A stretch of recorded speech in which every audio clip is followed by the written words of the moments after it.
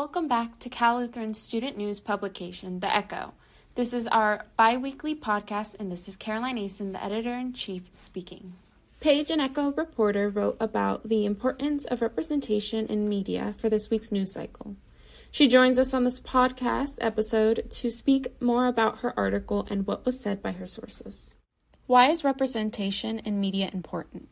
The importance of representation in the media has become more popular in today's society. Topics including race and ethnicity, gender, and sexual orientation are playing a significant role in mass media. Department Chair and Associate Professor of Film and Television at California Lutheran University, John Fitch, emphasizes the importance of media reflecting diversity and inclusion of all people. He said that as our society is becoming increasingly diverse in a number of different ways, we need mass media to reflect that diversity, so that it's providing the service that it needs to provide to its consumers. The more acceptance that mass media shows diverse populations, the more accepted those populations are within the general culture, Fitch said. What are the effects of lack or misrepresentation in media? There can be a lack of representation of certain races and ethnicities in mass media, and Fitch further comments on this issue. He said that poor representations of certain marginalized populations in mass media does have a damaging effect on how those populations are treated in real life. There's not enough representation of Indigenous people. We've come so far in terms of LGBTQ folks, women, and people of color, but the Indigenous population, as always, is the last, Fitch said. I do think that representation of Asians in the U.S. media is getting better, but I think we have a ways to go there. How has media progressed in representation throughout the years? In terms of how media has progressed in representation throughout the years, Fitch also comments on the progress mass media has made regarding the inclusion of all races. In the 1970s, racially based television, there were a lot of black faces for the first time on television. It was really controversial for a lot of people, but it also broke a lot of barriers that needed to be broken down. And most people are beginning to accept those other minority populations more in their real life as a result of being exposed to this mass media entertainment and information, Fitch said. Continuing this progression, how can the media continue to improve its representation of race, ethnicity, sexual orientation, gender, and more? Continuing this progression, there's a lot of ways media can continue to improve its representation of race, ethnicity, sexual orientation, gender. Fitch also talks about how the entertainment industry are continually working on having a greater representation on film and television. For the sake of our own culture and our own society, I think we need to continue to push for greater representation on film. And this is something that I've been really happy to see the movie studios and entertainment companies do all the way down to their internship programs and hiring initiatives, where they're pushing for more diversity in the ranks, Fitch said. In your article, one of your sources spoke about how inclusion has significant relevance in the media. What else does the source say about this? Assistant Professor of Film and Television at Cal Lutheran, Mahmoud Salimi, emphasizes how inclusion has a significant relevance in the media. Inclusion is a crucial element in today's media, representing different races, genders, sexual orientations, and religious beliefs in media that realistically and positively portray them creates a more tolerant and diverse society. It can contribute to a safe and inclusive environment, Salimi said. How do educators implement discussions about representation in media into their curriculum? When Salimi teaches his students about representation in the media, he uses pictures, movie clips, newsreels, and online articles to further educate his classes on this topic. He also ensures all of his students have a voice and feel included. He said that he makes sure that marginalized and underrepresented students from minority groups have a voice, share their opinions, and represent themselves and their cultures. I engage them with projects and subject matters that include race, gender, sexual orientation, social issues, and more. I educate them on the importance of representation and create a more inclusive learning environment, Salimi said. What is the student perspective on representation in media? Film and television student and senior at Cal Lutheran, Obina Anianwu, states his opinion on the importance of representation in the media. I think it is important because regardless of how you may look at it, everyone has someone or some people that they look up to or hold highly. For me, most times, that someone or people are people I can relate to in some way, whether it's race, ethnicity, gender, or interest. So one has to wonder, well, if I'm looking around and if I'm not able to find anyone that I can look up to, that I feel I relate to in any way, shape, or form, what effects does that have on me, mentally as well, as in terms of inspiration and aspirations on a fundamental level, Anianwu said. Is there anything else discussed in your article or by your sources that listeners should know about? Obina also gives his reasoning for how the media can overall improve its representation. I think the media can improve this by pulling actors from diverse and varying groups and backgrounds, and by choosing relevant actors for corresponding roles rather than having someone act as someone they're not, and by not stereotyping said groups and backgrounds, Anianwu said.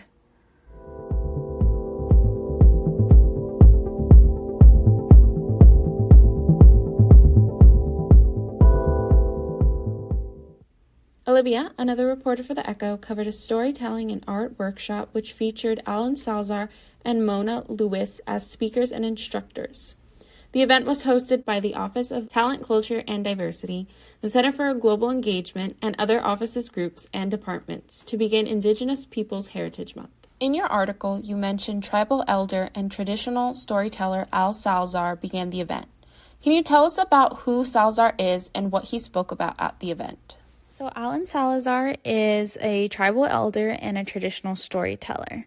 And he had told me in an interview that he is of Chumash descent on his dad's side, and he is of English and Portuguese descent on his mom's side. So he grew up in the San Fernando Valley, and so did his Chumash ancestors. He said because of that San Fernando Valley mission, his dad, himself, his grandfather, great-grandfather, grandmother, all of them basically grew up in the San Fernando Valley. When Salazar was growing up in San Fernando, he was really interested in storytelling. He had about a couple of people who he just would love to listen to because they were such great storytellers. He said that storytellers have to use their words to draw pictures, and this is exactly what his dad and Mrs. Taylor did when he was younger. So Mrs. Taylor, he told me he would go over and eat homemade chocolate chip cookies and drink milk with her and sit at her kitchen table while she would tell tons of stories from her childhood and like what it was like to live in Hanford, California when she was younger. And Salazar said that I just became fascinated with listening to someone tell a good story that has a beginning, middle, and an end. At the event, he spoke about traditional Chumash storytelling. So he actually talked about and told the creation story, which is a Native American traditional story that is usually told. He also told some other Chumash storytellings that he was told when he was younger, as well as ones that have been passed down in the Chumash tribe. Also, your article mentioned that Salazar said we need to get back to the focus and the purpose of storytelling rather than always believing celebrities, the media, and politicians. What else did Salazar say about this? So Alan Salazar mentioned that America was built on storytellers. He said people such as Geronimo and Sitting Bull, they were all storytellers back then, and that's kind of what built up our nation, he said.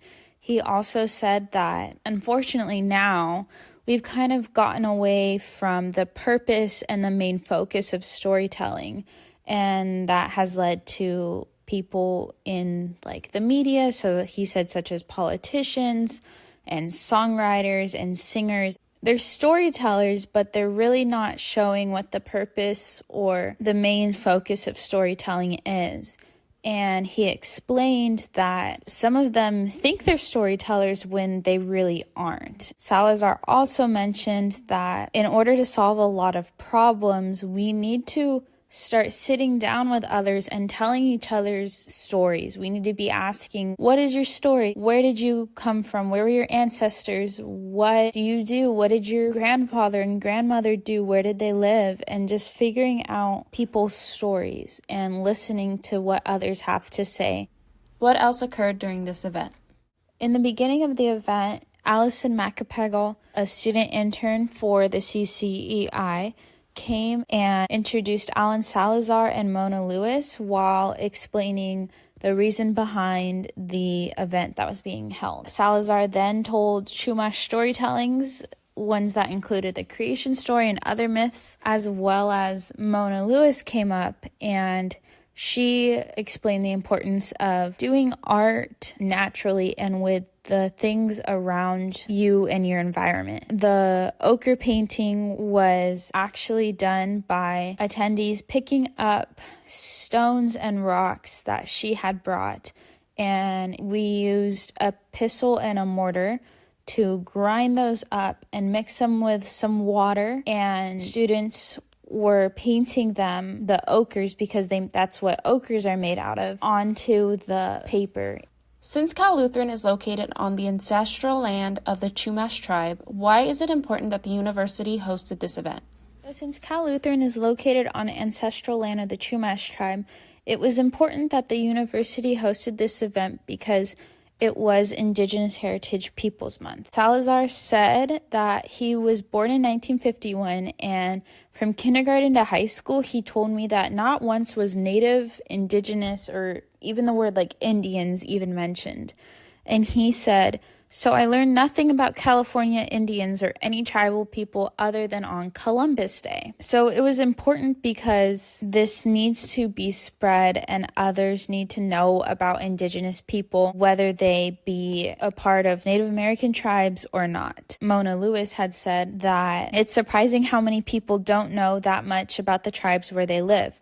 It's important for us to be informed because that will help us in our social interaction with Native people to understand what the actual history of the colonizers was. Salazar had also mentioned that because America was built on storytellers, we need to recognize that and also recognize the people who built America. Lewis also said that it is important for Indigenous people to have a moment to be honored so we can be curious and try to learn from them a little bit more while connecting to them in a more human-to-human way.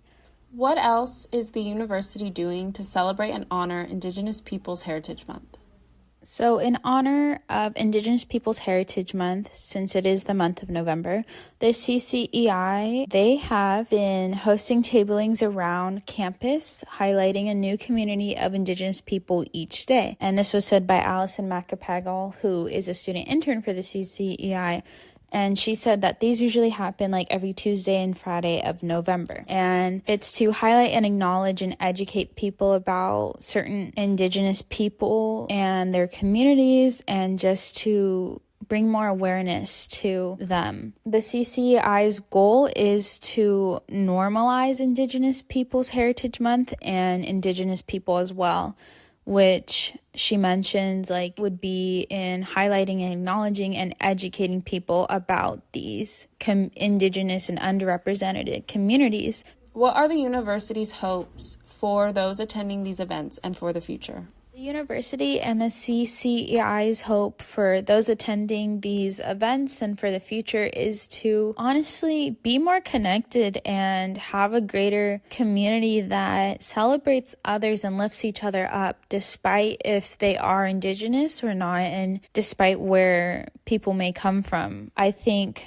the CCI and the university want others to know that we welcome all and we really want others to treat everyone else the same way and to learn more about the world, America, and our campus, because there's just so much diversity and inclusion that we offer as well.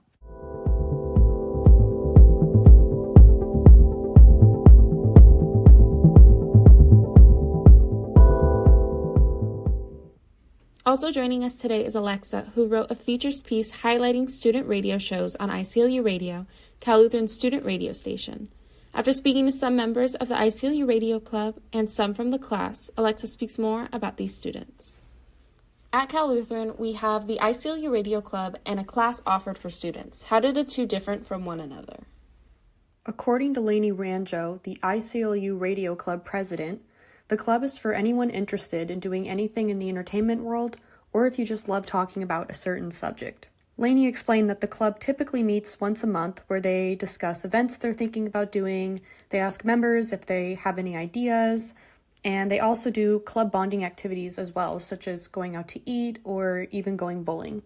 The club also has guest speakers that come in from the radio industry who talk to students about what their life is like and how they got there and what they've learned in their careers so far. On the other hand, the iCLU radio class can be taken for credit, typically for comm majors or if you just need upper division credit.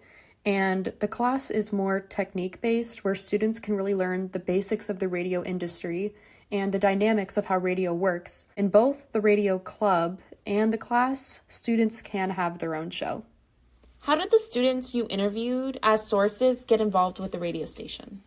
iCLU Club President Lainey Ranjo explained that she got involved in the club during her freshman year at CLU when one of her friends was going to the first meeting and asked her if she wanted to come. And Lainey said that the club was just overall super welcoming and encouraging, and she fell in love with it. Carissa Melton, who is involved in the club and has her own music show, explained that she initially got involved in iCLU radio because it just sounded very interesting to her, and she has a very big passion for music, so she thought it would be a good way to share the music that she's listening to with her listeners. Harrison Dunkel, who has his own sports show, is also in the iCLU radio class, and he initially got involved with the radio station because he did need it because it was a comm requirement, but over time he actually fell in love going live once a week and just having the opportunity to develop his own ideas of what he wanted to do with his show. And Kevin Varnell, who is involved in the iCLU radio class as well, explained that throughout high school he would MC certain events, and in college he did public speaking, and he really enjoyed that. When he was at CLU, he needed to fulfill this requirement. So when he saw the iCLU radio class, he thought it sounded very interesting and took the opportunity right away. What are some examples of the shows being put on by those involved with the radio station, and how did they develop their shows? Carissa Melton, who is a second year at Cal Lutheran, has had her music show for about a year and a half now, and it airs every Thursday at 7 p.m. Carissa said that she enjoys talking about music, pop culture, and other things that she is interested in with her audience. Recently, she actually had an ABBA-themed episode, and she said that she's been doing genre nights. So her last show was an ABBA-themed night, so she said she just takes requests from people who listen into the show, and she asks them what they want to hear. And she said that it's always something new, and she makes the playlists the day of the show. Harrison Dunkel, a second semester senior at CLU, is in the class, and he said that he goes live once a week where he airs his sports-oriented show titled The Backhouse Table that airs every Wednesday at 8 p.m. And he said that it's called The Backhouse Table because last year he lived in a house with 8 guys, and at the end of the night they'd meet at this backhouse table where they would just talk about their day, talk about sports going around CalU or MLB or the NFL, and he said that he thought it was a great idea for a radio show. Kevin Varnell, a fourth year at CLU who's currently in the iCLU radio class as well, has his own show where he talks about cars and various cars complaints. Kevin's show airs every Wednesday from 11 to 12 p.m., and he said one of his favorite experiences so far taking this class when he was actually able to have Professor Fisher on his own show, who shares his passion for cars. He said that at the beginning of the semester, Professor Fisher just wanted the students to pick something that they were an expert in and something they found really interesting. So he said that Professor Fisher is actually a very big car fanatic, just like Kevin. So he said that they just talked about cars on the show, and he picked that as an overall topic because it was fun and it was something that he definitely knew a lot about. Since becoming a club member or being part of the class and having their segment on the student radio station, what have they learned from these experiences? Harrison Dunkel explained that since attending the iCLU radio class, he was able to really develop his public speaking skills, being in an environment where you often do feel very under pressure, where you just have the mic open to you. And he explained that it is such an overwhelming feeling that a few people can really experience. So he recommended other students to join the class because he said you will learn something in it. Harrison also said that Professor Fisher really knows how to bring out the emotion that you're hiding, and he kind of lets you do your own thing in the studio, so there's no repercussions, and he said there's never really a wrong way to do it, and he's always very supportive. How can the podcast listeners tune into iCLU Radio, and is there anything else they should know about? Lainey Ranjo said that podcast listeners can tune into iCLU Radio by downloading the RFX app and going to CalLu's station. Thank you for listening to our podcast. Look out for another podcast from us soon.